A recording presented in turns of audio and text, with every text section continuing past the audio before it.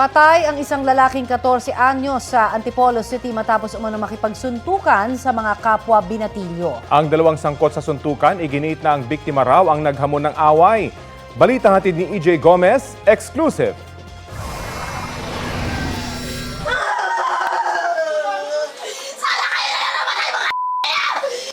Naghihinagpis ang babaeng ito dahil sa pagkasawi ng kanyang 14 anyos na lalaking kapatid matapos masangkot sa suntukan sa dalawang binatilyo.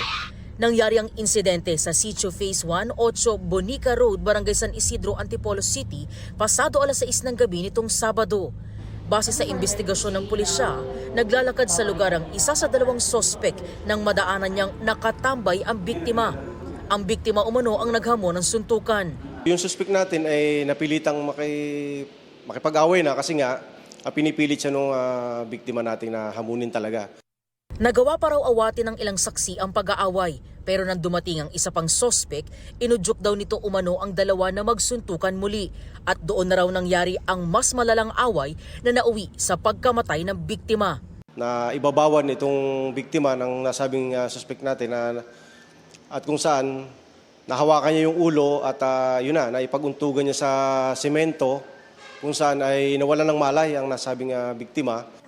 Kinilala ang biktima na si RJ Tanteo, isang grade 7 student at residente ng Sitio Maligaya, Barangay San Isidro, Antipolo City. Mismong mga sospek na pawang 16 at 17 anyos daw ang dumulog sa Barangay San Isidro para ipagbigay alam ang kinasangkutang insidente. Umamin naman sila na talaga sila yung gumawa. Ngayon, hindi naman nila inaasahan na yung bata ay mamamatay. Ang expect lang nila, yung nabugbog lang nila. Ayon sa pulisya, nang maaresto ang mga sospek, pinagbantaan pa umano nilang babalikan ang mga nakasaksi sa suntukan. Kwento ng kaanak ng biktima, base sa ulat ng ilang witness, hindi totoong ang biktima ang naghamon ng away. Ito kapatid ko, nagpipiso wifi daw sa kanto. Ngayon, may dalawang bata ata na bigla siya nakusunod, sinuntok daw siya. Ito naman, syempre, nasaktan. Gumanti siya. Doon na nagsimula yung komosyon. Nakauwi pa raw sa kanilang bahay si RJ matapos ang insidente. Pero paglipas ng ilang oras ay nagsuka na raw ang biktima at agad na dinala sa ospital. Nakaburol na ngayon ang biktima. Sobrang sakit po. Para po akong durog na durog. Simula nung bata hanggang lumaki, ikaw yung naggabay sa kanya. Tapos parang kukunin lang nila na basta-basta yung buhay ng tao. Ang mga menor de edad na sospek ay nasa kustodiya ng Bahay Kalinga sa Barangay de la Paz. Sinisikap ng GMA Integrated News na makunan sila ng pahayag. Kung hindi ko makikita habang buhay ang anak ko, gusto ko rin habang buhay na makulong din sila. EJ Gomez, nagbabalita para sa GMA Integrated News. Bagong-bagong balita, ipinag-utos ng Quezon City Regional Trial Court Branch 106 na ilipat si Kingdom of Jesus Christ Pastor Apollo Kibuloy sa New Quezon City Jail sa Barangay Bagong Silangan. Batay sa utos ng korte, makakasama niya roon ang kapwa-akusado na si Crescente Canada. Samantalang ang tatlong iba pa ipinalilipat sa Quezon City Jail Female Dormitory sa Camp Karingal. Kasalukuyang nasa PNP Custodial Center ang 5. Sinagot naman ng Philippine National Police ang mga puna kung bakit naka-blur o nakatakip ang mugshots ni Pastor Apollo Kibuloy at mga kapwa niya akusado. Paliwanag ni PNP spokesperson Police Colonel Jean Fajardo, hindi ito ang unang beses na naglabas ang PNP ng mugshot na tinatakpan ng mukha ng mga naaresto. Sumusunod lamang daw sila sa utos ng Commission on Human Rights na protektahan ang dignidad ng mga akusado. Kahapon nang iprinisinta sa Camp Crame, kapansin-pansin ding balot na balot mula mukha hanggang katawan ang pastor. Nakatakip din ang mukha ng kanyang mga kasamahan. Ayon kay Fajardo, may karapatan ang mga akusado na hilinging takpan ang kanilang mga mukha. Sa Biyernes, posibleng basahan ng sakdal si Kingdom of Jesus Christ leader Pastor Apollo Kibuloy. Ayon kay PNP spokesperson Police Colonel Jean Fajardo, pag-uusapan pa nila ng Department of Justice ngayong araw ang schedule ng mga arraignment para hindi magsabay-sabay. Ang arraignment sa child and sexual abuse case ng pastor ay isasagawa via video conferencing sa Quezon City Regional Trial Court, habang in-person ang pagbasa ng sakdal sa kasong qualified human trafficking sa Pasig RTC. Hihilingin daw ng kampo ni Kingdom of Jesus Christ leader Pastor Apollo Kibuloy na i-house arrest siya o ilipat sa kustudiya ng AFP. Tila magkakasalungat po naman ang pahayag ng gobyerno at ng kampo ni Kibuloy kung sumuko ba siya o na-corner ng mga otoridad. Balitang hatid ni Mariz Umali. August 24 nang simulang pasukin ng pulisya ang compound ng Kingdom of Jesus Christ o KOJC sa Davao City. Misyon nilang maaresto si KOJC founder Pastor Apollo Kibuloy at iba pang akusado. Napasa kamay ng mga otoridad si Kibuloy na ipinresentak sa Camp Crame. Ayon sa PNP, siya ang nakakap na may markang agila. Balot na balot mula mukha hanggang katawan. Nakatakip din ang mukha ng mga kapwa-akusado at KOJC members na sina Jacqueline Roy, Ingrid Canada, Crescente Canada at Sylvia Semanes. Bago nito, You have the right to remain silent. binasahan sila ng Miranda rights at isinailalim sa booking procedure. Ang mga kuha sa kanila sa prosesong ito, binlearn na ng PNP bago ipamahagi sa media. Maging ang kanilang mugshots. Nakakulong sila ngayon sa PNP Custodial Center. Ang iginigiit ng kampo ni Kibuloy, sumuko at hindi inaresto ang pastor. An arrest is only made when there is an actual restraint of the person to be arrested. In this case, there was no actual restraint. He decided to make the ultimate sacrifice of surrendering para matapos na po yung sufferings ng kanyang mga miyembro. Pero giit ni Pangulong Bongbong Marcos at ng Interior Department na corner sila kaya napilitang sumuko. Hindi siya lilitaw kung hindi namin hinabol ng husto.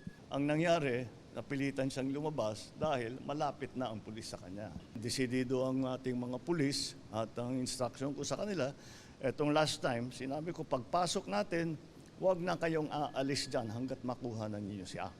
And that's exactly what they did. For me, it makes no difference kung sumuko ka man. No? Kasi yun na yun eh. Practically, napaligiran ka na eh. Giit ng DILG Secretary, kalokohan ang pinapakalat na impormasyong sa labas ng KOJC compound sumuko si Kibuloy. Kwentong kutsero yun. Alam niyo kung bakit? Nasa labas ka na, tumakas ka na. Ang tagal yung sinasabing, hindi siya magpapahuli, hindi ba? Gusto ngayon ng DILG na imbestigahan at panagutin ang mga nagkanlong kay Kibuloy. Handa naman daw ang abogado ng pastor na sumailalim sa posibleng investigasyon. He had to meet his leaders again. That is why on September 8, there was already a decision that he will surrender. And on September 8 in the morning, I was informed about it. And in front of the ISAF officers and the PNP, the decision was made. Prior to September 7, wala siya sa compound. Nanindigan din siya ngayon lang niya nalaman kung saan nagtago si Kibuloy. He told me na sa bundok ng Davao City. I was not able to verify from him. Masyadong mabilis ang mga pangyayari. Biyernes ng nakaraang linggo na makatanggap ang PNP ng tip na nagtatago sa loob ng ACQ College of Ministry si Kibuloy. 1,000 SAF at SWAT ang naatasang palibutan ng lugar para matiyak na walang makalalabas. Ikinasa ang final assault pero may surrender feelers kaya naantala ang paglusob. Alas 10, nakarinig na kami ng feelers. So tumawag ang National Headquarters dahil high level ang nagiging feelers, ang negotiations. So sige sir, i-hold ko hanggang alauna. Ang alauna ko na assault is hold natin hanggang alas 3. Ang gusto raw ng kampo ni Kibuloy ay sumuko at maisakay sa eroplano papuntang Maynila. Isang C-130 plane ng Air Force ang dumating sa Davao at lumabas ng pinagtataguan si Kibuloy. Sakay sila ng convoy na nagbiyahe sa kanila para isakay sa C-130. Sabi ng Pangulo, hiniling ni Kibuloy ang presensya ng Armed Forces of the Philippines sa kanyang paglantad. Pero pandagdag puwersa lang daw ang AFP at PNP pa rin ang nanguna sa operasyon. Sana may presence ng AFP dahil wala daw siyang tiwala sa pulis. So, fine. Yun ang ginawa namin. But let's be very clear. This was a police-led operation. May mga kasong qualified human trafficking at child abuse at sexual abuse dito sa Pilipinas si Kibuloy. Wanted din ang Federal Bureau of Investigation ng Amerika si Kibuloy para sa mga kasong sexual trafficking of minors, fraud, conspiracy, bulk cash smuggling at money laundering. Ngayon na ipatupad na ang arrest order ng korte kay Pastor Quiboloy ay nasa kamay na raw ng hudikatura ang susunod niyang kaharapin. Siniguro naman ng Pangulong mapoprotektahan ang kaniyang mga karapatan, sabay giit na walang special treatment na ibibigay sa kanya. Dinalaw si Quiboloy ng kaniyang abogado sa PNP Custodial Center. Hihilingin daw nila sa korte na alisin doon ng pastor. We filed a motion for the transfer of his custody to the AFP, citing among other grounds security reasons. And we are hoping that the court would grant the same, no, or at the very least a house arrest, knowing that he is already 74 years old. He has a health condition. Pero ang Defense Department, tututulan daw ang mosyong ilipat sa AFP ang kustodiya ni Quiboloy. May mga istriktong operational security protocol daw ang mga pasilidad ng AFP. Kaya hindi raw ito ang ahensyang nararapat humawak sa kustodiya ng mga suspect sa mga kasong kriminal. Mariz Umali nagbabalita para sa GMA Integrated News. Ito ang GMA Regional TV News.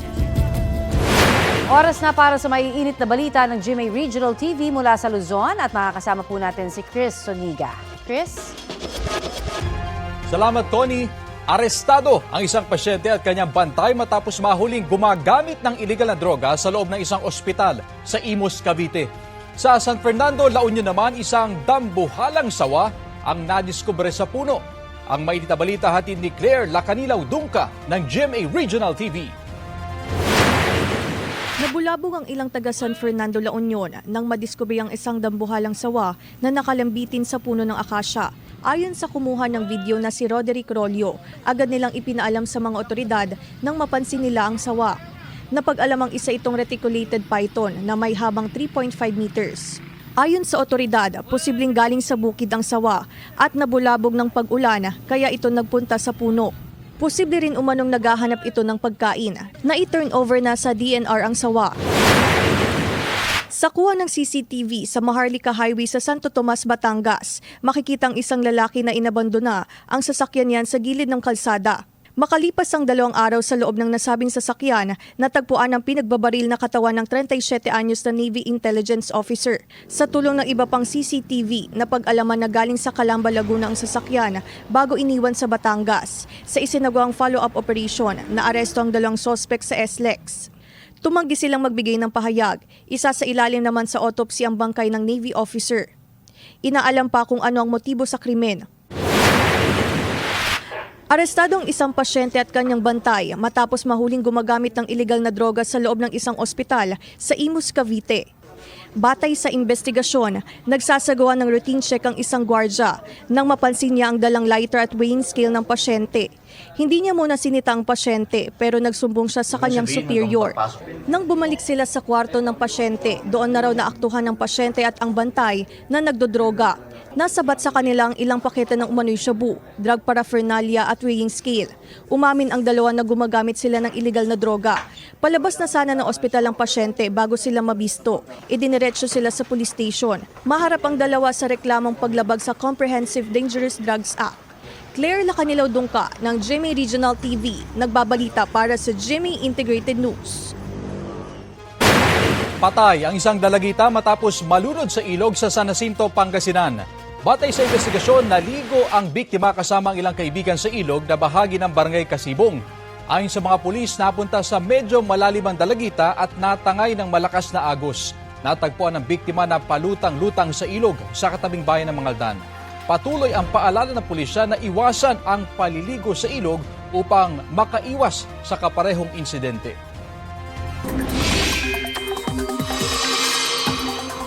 Nasa labas na ng Philippine Area of Responsibility ang binabantayang low pressure area malapit sa Batanes. Huling namataan niya ng Pag-asa, 680 kilometers northeast ng Itbayat, Batanes. Patuloy namang lumalapit sa PAR ang isa pang LPA na namataan sa layong 2,415 kilometers silangan ng Eastern Visayas. Nananatili ang tsansa maging bagyo ng mga nasabing LPA pero sa ngayon, wala itong direktang epekto sa lagay ng ating panahon. Hanging habagat pa rin ang magpapaulan dito sa Luzon habang mga local thunderstorm ang aasahan sa iba pang bahagi ng bansa. Nakataas po ngayon ang thunderstorm advisory dito sa Metro Manila, Cavite, Batangas, Bulacan, Rizal, Laguna, Nueva Ecija, Quezon, Bataan at ilang panig ng Zambales, Tarlac at Pampanga. Pinaalerto ng Pag-asa ang mga residente mula sa banta ng baha o landslide. Tatagal ang thunderstorm advisory hanggang alas 11:20 ngayong umaga. Sa mga susunod pang oras, uulanin muli ang malaking bahagi ng bansa. Posible ang heavy to intense rain sa ilang lugar base sa rainfall forecast ng Metro Weather. Muli pong na-cite in contempt si dismissed Mayor Alice Guo dahil sa matipid niyang pagsagot sa pagdinig ng Senado kahapon. Ilan po sa mga tinalakay ang kanyang tunay na pagkatao at kung papaano sila nakalabas nina Sheila at Wesley sa bansa papuntang Malaysia. Balitang hatid ni Sandra Aguinaldo. Sino ba talaga ang tumulong kay Alice Guo para makalis sa Pilipinas? Pahirap ang pigain ang sagot mula kay Guo nang humarap siya sa Senado. Ang sabi ni Guo, umalis sila sa Maynila sakay ng yate kasama sina Sheila at Wesley Guo. May kasama sila sa biyahe na dayuhang mula sa Asia. Wala raw silang cellphone noon. Lumipat sila sa barko na nasa 4 na araw naglayag at lumipat sa mas maliit na bangka patungong Malaysia. Libre raw ang biyahe at giit ni Guo, wala siyang sinuhulan para makalabas ng bansa. Pero nang tanungin ng mga senador kung kanino nagmula ang yate, sino nag-facilitate na magamit nyo yung yate? Madam Chair, gustong-gusto ko pong sabihin pero hindi ko po masabi po sa public po. Natatakot po talaga ako. Miss Alice, nauubos na yung pasensya namin dito. Sana po maintindihan nyo rin Isulat po ako nyo. na natatakot po ako talaga. Gustong-gusto ko po talaga i-discuss. Pero Gusto mo pala di sabihin mo sa amin. Nakakapikong ka na, ha? Nakakagigil ka na. ang pangalang isinulat ni Alice Guo sa papel, di ipinakita sa media pero sabi ng mga senador, Itong taong sinulat mo, holder ng 5 passport to. Why did he or she felicitate your escape? baka nagigilty na rin po siya. Sana nangyayari po ngayon sa akin. Ito bang pangalan na sinulat mo sa papel? Ito ba nagtangka sa buhay mo to? Ito ba yung nagtatangka sa buhay mo? Yeah, nung huli po, hindi po siya exactly, pero meron din po ako nabalitaan. Ano yung mga narinig mo? Sen, I refuse to answer po for my safety po. Tumakas ka ba o itinakas ka? Sen, siya po nag-initiate po, pero along the So way po, itinakas ka niya? along the way po, hindi po kami magkasama. Hindi ba ito ang mastermind mo? Itong mastermind ng lahat na ito? Amo mo ito? Itong tao na ito? Sen, wala po akong amo. Okay. So, Ikaw ang big boss ng lahat ng Pogo sa Hindi rin- Bamban? Hindi rin po ako big boss ng Bamban. pag-amin mismo ni Guo, Hulyo siya nang makaalis pa Malaysia. Kaya tingin ng mga senador, malabong nasa Pilipinas si Guo para panumpaan ang kanyang kontra sa laysay. Sa reklamong qualified human trafficking, sa harap ng notary public na si Attorney Elmer Galicia. Tinatanong lang kita, Miss Alice. Kilala mo ba si Attorney Galicia? Sen, kausapin ko lang po saglit yung counsel po. My God. Allow me, Your Honor, to claim the confidentiality of the executive session. Ang executive session po, gaya ng sinabi na kanina, ay may kinalaman sa national security and public safety. Yung usapin ba na kung kilala kayo o hindi ni Mayor Alice, wala pong kinalaman doon sa pagkaalam ko. Nasa pagdinig din si Sheila Guo na unang inakalang kapatid ni Alice. Bagamat hindi raw sila tunay na magkapatid, itinuturing daw na ama ni Sheila ang ama ni Alice. Git din ni Guo na kaibigan lang niya si Sual Pangasinan Mayor Liseldo Calugay na ipinasapina ng Senado matapos muling hindi makadalo sa Senate hearing. Nagtunga GMA Integrated News sa munisipyo ng Sual para makuha ang kanyang panig pero hindi raw siya pumapasok dahil sa dengue. Magkaibigan po kami. Sen, hindi ko po siya boyfriend. Naungkat din ang matagal nang tinatanong kay Guo tungkol sa kanyang pagkakakilanlan. Ang pagkakapareho ng fingerprints niya sa isang Go Huaping batay sa investigasyon ng NBI. For your own sake at para sa kabatiran ng aming komite, just one last time on this very simple, fundamental question. Ikaw ba si Guo Huaping? Madam Chair, hindi ko po kino-confirm at may kaso na po sa akin sinampa. Sasagutin ko po sa korte po. The Senate has a right to know. Sino bang kausap namin? Yung talagang totoong taong akala namin or ibang tao? Madam Chair, ako po si Alice Guo. Napatunayan na po namin na hindi kayo si Alice Guo. kayo ay totoong si Guo Huaping.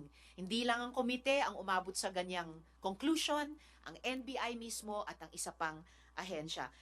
Marami pang tanong ang hindi sinagot ni Guo. Ang tanong ko po ay, meron kang monitor sa harap mo, kita mo yung page ng passport. Kayo ba yan sa photo na yan? I'm not asking yung pangalan nyo. Madam Chair, meron pong pending case po sa akin po. Lahat You po- answer! Paulit-ulit na in-invoke ang kanyang right against self-incrimination at iginiit na may banta sa kanyang buhay kaya di niya masagot ang mga tanong. Madam Chair, that answer is unacceptable. Pagkatapos Pagkatapos mo kaming bastusin, pinobola rito. gaganyanin mo kami ngayon, sasagutin mo kaming ganyan, pagkatapos mo kaming bastusin, pagkatapos mo kaming takasan, sasabihin mo may death threat ka, tapos di mo masabi kung saan galing yung death threat mo. Miss Alice, pinaalalahanan kita, you never raised security concerns to the committee before. Nito na lamang na aresto ka na at ibinalat dito. Pagkatapos po ng session, pagkatapos po ng hearing, ano pong mangyayari po sa akin? Doon po Let's ako take... Kaya sa ikalawang pagkakataon, cited in contempt ang dating alkalde. I move to cite Guo Huaping, also known as Alice Guo, in contempt of the Senate. You will remain in the custody of the Senate until the conclusion of this committee's inquiry or until you finally recognize the authority of this body and grant even a semblance of respect for the laws of this country. The committee will coordinate with any court. Sandra Aguinaldo, nagbabalita para sa GMA Integrated News. 3 ang sugatan sa karambola ng 8 sasakyan sa Quezon City. Nawalan daw ng preno ang truck na sanhi ng disgrasya. Balita hatid ni James Agustin. Nayupi ang harapan, nabasag ang windshield at sumampa sa center island ng 14-wheeler na ito matapos maaksidente sa Mindanao Avenue, Quezon City pasado alas 8 kagabi. Ang truck unang nabanggang isang van bago tinumbok ang oil tanker truck. Nasangkot din sa karambola ang 5 pang sasakyan, isang armored vehicle, 2 elf truck at 2 AUV. Kwento ng driver ng oil tanker truck, hinihintay niya na mag-go on traffic light nang bigla siyang mabangga ng 14-wheeler. Bigla na lang pong may bumangga sa likod ko. Ayun, nag-ano na kami ron. Yung nasa unahan ko rin, nabangga ko rin, nagkarambola na kami. Nagulat na lang, akala ko nga may ipit ako eh. Kasi ang lakas eh, ang haba na itinulak pa sa akin eh. Tumakas ang driver ng 14-wheeler at kanyang pahinante.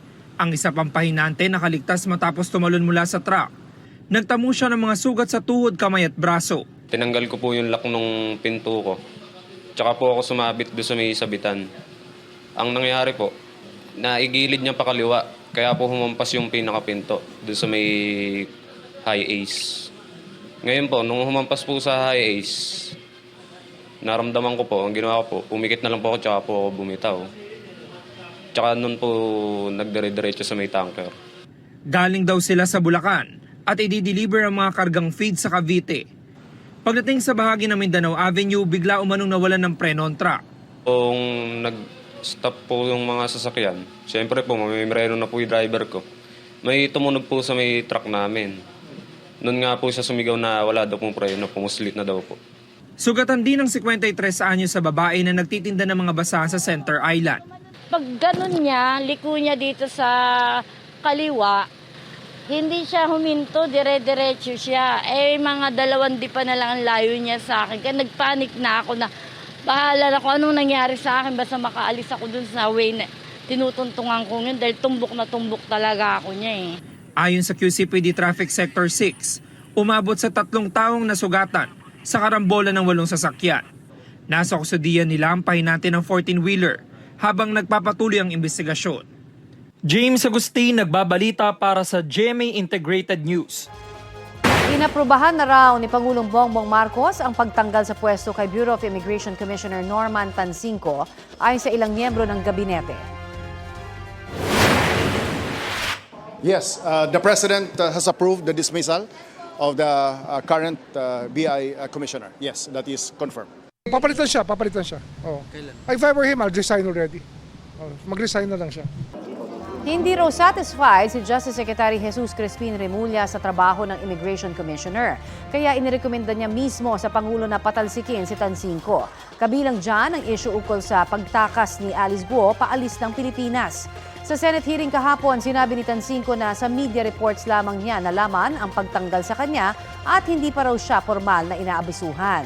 Ilang beses sinubukan ng GMA Integrated News na kuhanan ng pahayag si Tansinko pagkatapos ng hearing pero hindi siya sumagot.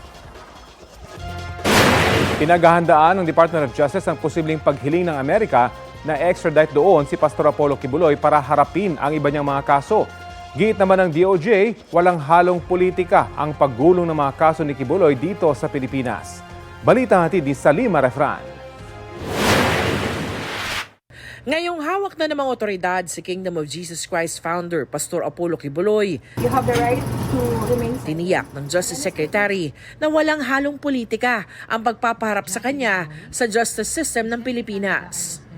Ang aking maging instructions sa prosecution, prepare all the evidence so we can ask for continuous trial para matapos kagad yung kaso na kailangan litisin. And we would like the Supreme Court, pag nangyari yan, na huwag pumayag na magkaroon ng dilatory tactics. Pagkatapos pa raw ng mga kaso niya dito, sakalang tatalakayin ang posibleng paghingi sa kanya ng Amerika. We expect the U.S. to file an extradition request very soon, since he's already in custody. So, and remember, we have a treaty with the U.S. and it's part of the law of the land. We will have to play it out well. We have to study it properly so that we know what to do. Naharap sa sexual trafficking of minors, fraud, conspiracy, bulk cash smuggling at money laundering sa Amerika ang leader ng Kingdom of Jesus Christ o KOJC. Habang may mga kaso na siyang qualified human trafficking, child abuse at sexual abuse dito sa Pilipinas. May freeze orders na rin ang Pilipinas at Amerika sa mga bank account, properties at iba pang ari-arian ni Kibuloy. Tandaan nyo ang kaso sa Amerika at kaso rito halos pareho lang ang mga binitawan ng iba't ibang klaseng testigo. Hindi naman yan pare-pareho. Iba-ibang buhay niyan, pero isang reklamo nila, iisa. Nakaangkla ang mga kaso sa Pilipinas sa reklamo ni alias Amanda, ang menor de edad noon na dinala umano mula Pasig papuntang Davao City na pinagsamantalahan umano ni Kibuloy. Masaya man sa kanyang pagkakaaresto, patuloy umano siyang hinaharas online ayon sa kanyang abogado. Dagdag nito, mailap man, tila nakakahabol na ang hustisya. Naghahanda na raw sila sa pagharap kay Kibuloy at iba pang kapwa-akusado sa korte. Pinag-aaralang ilagay siya sa Witness Protection Program ng Justice Department.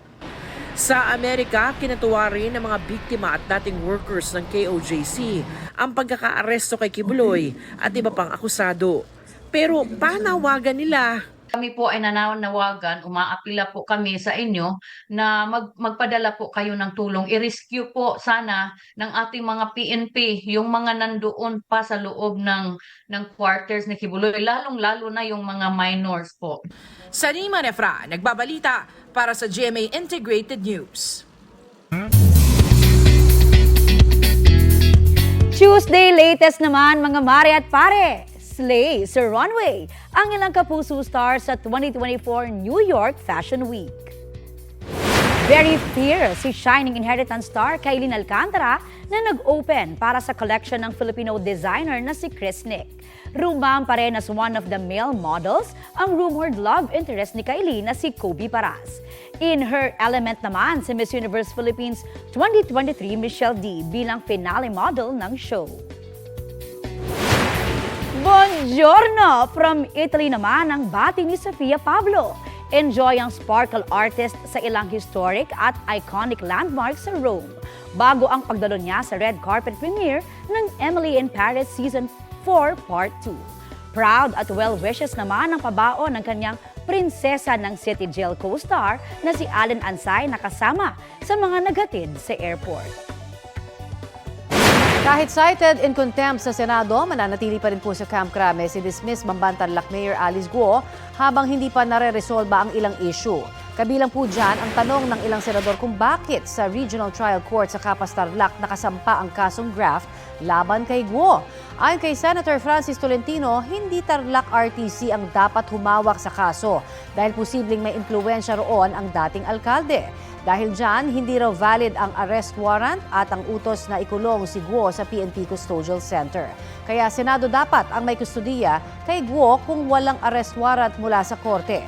Sabi ni Ombudsman Martires, hindi pwedeng makipag-agawan ng Senado sa kustudiya ni Guo dahil mas matimbang daw ang arrest warrant ng korte kaysa contempt order ng Senado. Para naman kay Justice Secretary Jesus Crispin Remulla, Sandigan Bayan ang dapat may hawak sa kaso dahil public official na may salary grade C Guo. Lilinawin din daw nila ito sa Ombudsman. Tumangging magbigay ng pahayag ang Tarlac RTC Branch 109 na may hawak sa graft case ni Guo. Nagdesisyon naman si Senadora Risa Ontiveros na respetuhin ang pasya ng korte hanggat hindi nare-resolba ang issue. Kaugnay sa matipid na pagsagot ni Alice Guo sa Senate investigation kahapon, kausapin natin ang kanyang abogado na si Attorney Stephen David. Magandang umaga at welcome po sa Balitang Hali. Good morning, no? Good morning, Sir Rafi. Good morning. Opo, magandang umaga po. Pakipaliwanag po sa amin, saan ba itong nagagaling itong natatanggap na death threat daw ni Alice Guo na lagi niya nababanggit doon po sa Senate hearing? Well, actually, sabi niya death threat before pa siya umalis at during pa nung punta, talagang kino-confide niya na sa akin yan. Kaya lang hindi ko nga pwedeng mag-pulse noon yan kasi may lawyer currently kami. Pero since siya naman ang nagbulat-lat niya, sinasabi niya talaga yan talaga ang main concern. Bakit for so long a time, hindi siya maka-surrender? Sinatakot siya sa safety. Ito rin po ang dahilan kaya siya umalis, itong death threat na ito? Yung tanong Senator Bong Revilla, very revealing eh. Ang tanong sa kanya, ikaw ba itokakas o itinakas?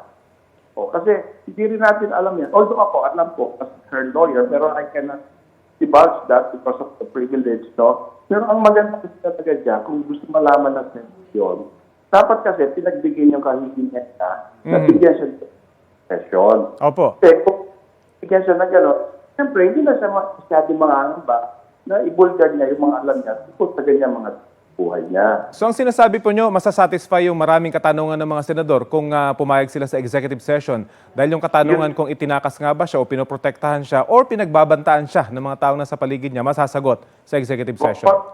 Yeah, certain. Sir Rafi, kasi nga, una-una, safety is first. Number two, yung right against self-incrimination. So paano ngayon yun? Imagine mo, pinaila mo ng kaso yung tao, tapos gusto mo magsalita siya laban sa sarili niya.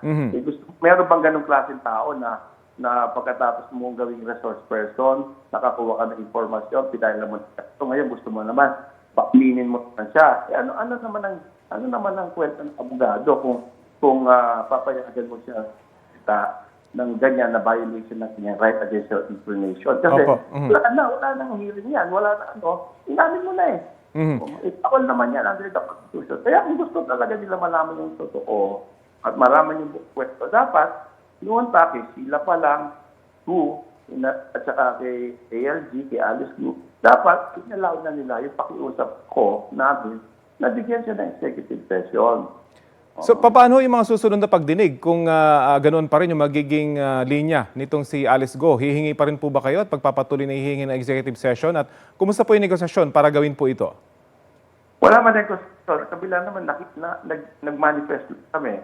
So, kung hindi siyempre nila ibibigay sa executive session ng investigation, yung inquiry pala, yung investigation, expect mo, magsalita ako laban sa sarili ko. Wala namang ganung tao na magsasalita ng anything laban sa kanyang sarili or sarili. Kasi kung pabor yun, hindi rin naman paniniwalaan yun. Kung hindi naman pabor sa kanya, makakapahamak sa kanya. Ano pong reaksyon nyo bilang abogado na tila talagang napipikon na yung mga senador sa inyong kliyente? Ang sinasabi nila, medyo malabo yung kanyang mga sagot, very evasive yung kanyang mga sagot, at kahit yung pag-cite niya ng right against self-incrimination, medyo malabo daw. Ano pong reaksyon nyo po roon? Well, una-una, sa hearing kasi, sa korte, malayo eh. Sa hearing kasi, pag may nagsalita yung witness at hindi ka naniniwala, hindi mo naman kasi sasabihin na nagsisinungaling ka. Hindi mo naman sasabihin na hindi totoo yan kasi hindi ako naniniwala sa'yo. Sinungaling ka. Hindi totoo yun. Huwag ganon. Kasi sa korte, ang gagawin mo, okay, kung ganyan na sinasabi mo, ako naman, magpipresenta ako ng ebidensya ko, katunayan ko, katibayan ko, na ikaw, hindi totoo yung sinasabi mo kasi ito yung katotohanan dito sa kabilang panig. Dapat kasi, dahil meron tayong due process, meron tayong rule of law, dapat kung hindi ka naniniwala sa resource person mo, una, magpresenta ka ng ebidensya mo na para ikaw naman paniwalaan at hindi siya. Number two, ang resource person kasi sa Senate investigation, whether totoo yung sinasabi niya o hindi naman talaga yan ang first and foremost consideration. Ang consideration talaga dyan, yung makakuha ka ng data, makakuha ka ng fact situation para gumawa ka ng batas. Kagaya niya, sinasabi niya doon sa dagat. Hindi nila pinaniniwalaan yan. Whether totoo yun o hindi para sa kanila. Kung ako yung senador, magbabalakas ako ng batas, paano mapipigilan yung pagtawid dagat ng mga pugante. Isang mabilis lamang po, attorney. Paano po yung kinonfront siya nung ebidensya ng fingerprint na pareho yung fingerprint ng Guo Huaping at itong Alice Go? Ito po, kinonfront niya ng mismong ebidensyang ito. Oo, pero yan kasi, photocopy yan. Pangalawa, screenshot yan. Paano masasabi original yun? Kasi sa ating court process, kailangan talaga ma-validate po yung authenticity at saka genuineness, validity ng mga ganyan dokumento. Kagaya niya, sa mismo, nagtataka, bakit meron siyang firma doon? Hindi naman niya pinirmahan yun. O yung question doon. Kasi meron tayong tinatawag ng electronic signatures, electronic fingerprinting. Alam mo, modern na tayo ngayon Pwede pong ilagay ang firma mo kahit hindi ka pumirma. So, yan ang mga bagay-bagay na kailangan natin i-consider din pagka nasa court hearing tayo. Ayun na nga, siguro konteksto lang, talagang magkaiba yung court hearing at yung mga public hearing na katulad nitong ginagawa sa Senado. Maraming salamat po sa oras na binahagi niyo po sa Balitang Hali. Okay, boss. Thank you. Si Attorney Stephen David. Matapos umani ng iba't ibang batikos sa kanyang inasal sa budget hearing ng Kamara, iginiit ni Vice President Sara Duterte na hindi siya spoiled brat. Alam ng taong bayan na hindi ako bratinela o spoiled brat dahil kilala nila ako simula nung ako ay nasa Davao pa, simula nung ako ay mayor pa, hanggang naging vice president ako. Tingin ni Duterte, hindi lang daw sanay ang mga mambabatas na hindi nakukuha ang mga gusto nilang sagot. Naniniwala naman daw si Duterte na may kapangyarihan ang Kongreso na suriin ang budget proposal ng Office of the Vice President o OVP. Sabi ng bise, nasa website at social media accounts ng OVP ang kanilang paliwanag kung para saan ang hinihingi nilang budget. Ginagamit lang daw ang budget hearing ng ilang miyembro ng Kongreso para atakihin siya. Sa ikalawang bahagi ng kanyang video, inakusahan ng bise sina House Speaker Martin Romualdez at ako Bicol Party List Representative Saldico bilang dalawang taong may kontrol umano sa budget ng Pilipinas.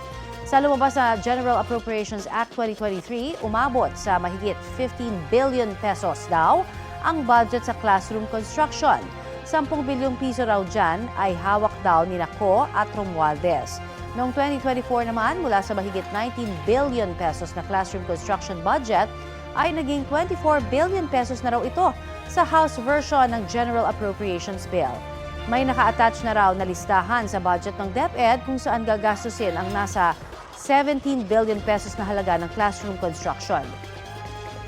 Paglilinaw ng bise, hindi raw galing sa DepEd ang dagdag budget. Wala pang pahayag sina Ko at Romualdez kaugnay sa mga aligasyon. At isa yan sa mga rason kung bakit ako nag-resign sa Department of Education.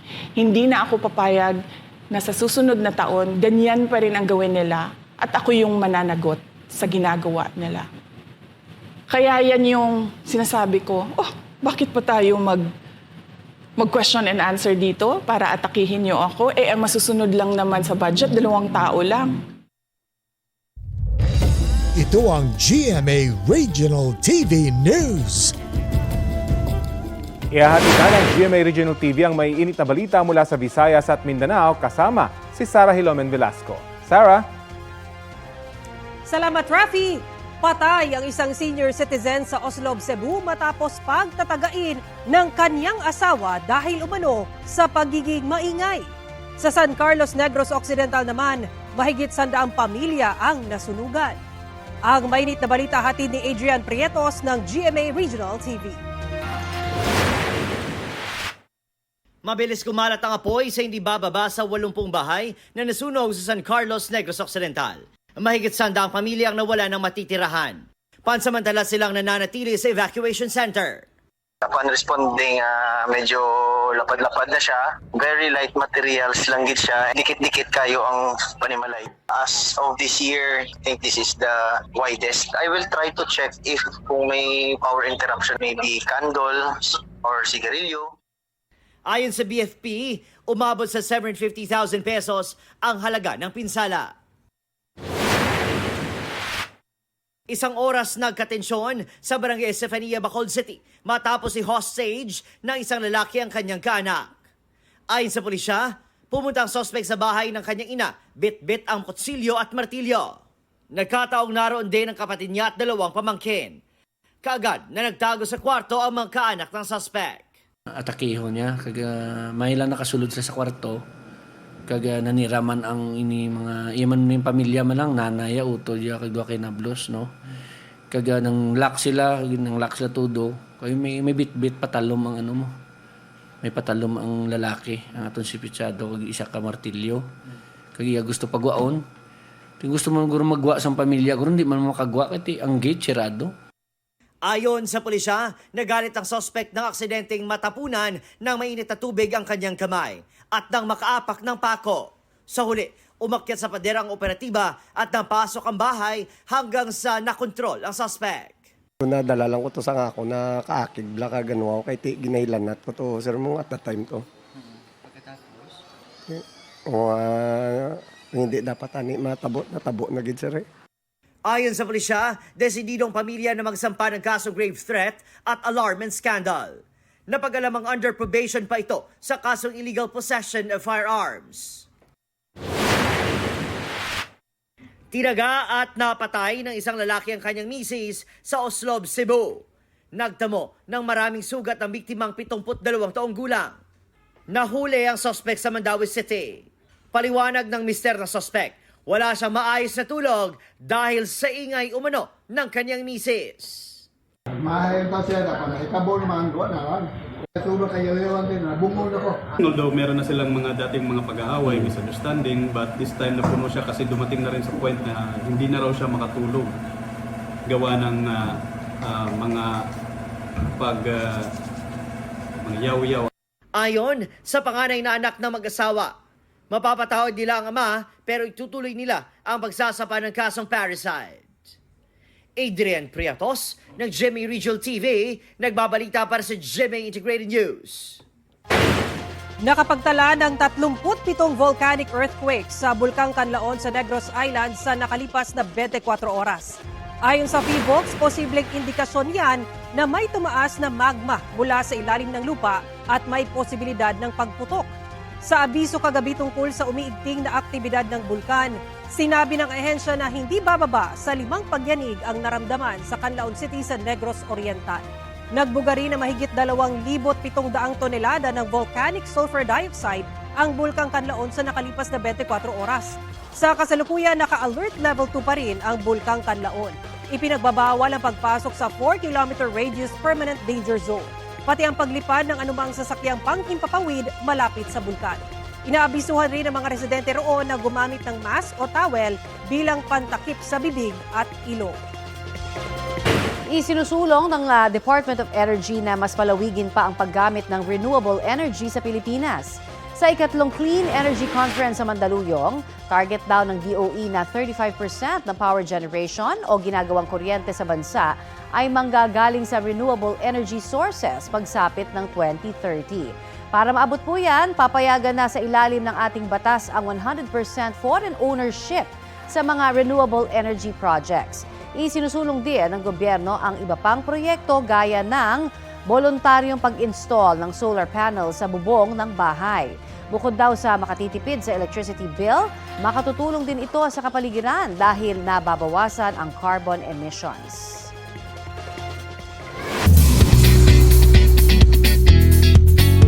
Nagsalita na si Sparkle Star at Korean heartthrob Kim Jisoo tungkol sa mga kinasasangkutan niyang alegasyon sa South Korea. Base sa nirelease na article ng South Korean site na Sports Chosun, pinaliwanag ng aktor na naresolba na ang school violence allegations, partikular ang bullying. Nilinaw na raw ang anyay misunderstanding sa kanilang magkakaibigan at ngayon moving forward na sa kanyang buhay at karera. Nanindigan din si Jisoo na hindi totoo ang sexual assault allegations laban sa kanya. Sa ngayon, happy siya sa natatanggap na pagmamahal at suporta ng fans.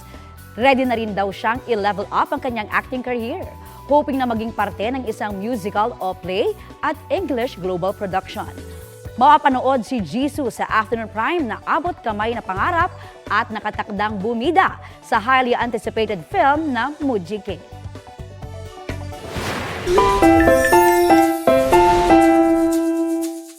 Nasa spotlight po natin ngayon ang isang bata from Quezon City. Hetong si baby girl kinagigiliwan sa kanyang reaction habang nasa tricycle. Bakit nga ba?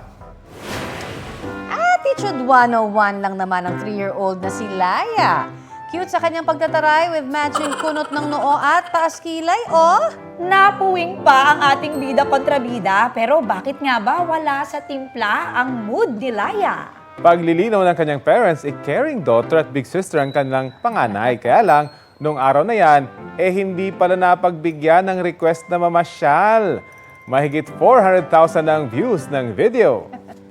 Trending! Nakakaaliw naman talaga. At ito po ang Balitang Hali. Bahagi kami ng mas malaking misyon. Ako po si Connie Season. Rafi Tima po. Kasama niyo rin po ako, Aubrey Carampe. Para sa mas malawak na paglilingkod sa bayan. Mula sa GMA Integrated News, ang News Authority ng Filipino. Ganun. Kapuso, alamin ang maiinit na balita. Bisitahin at mag-subscribe sa GMA Integrated News sa YouTube. Sa mga kapuso abroad, samahan nyo kami sa GMA Pinoy TV at sa www.gmanews.tv.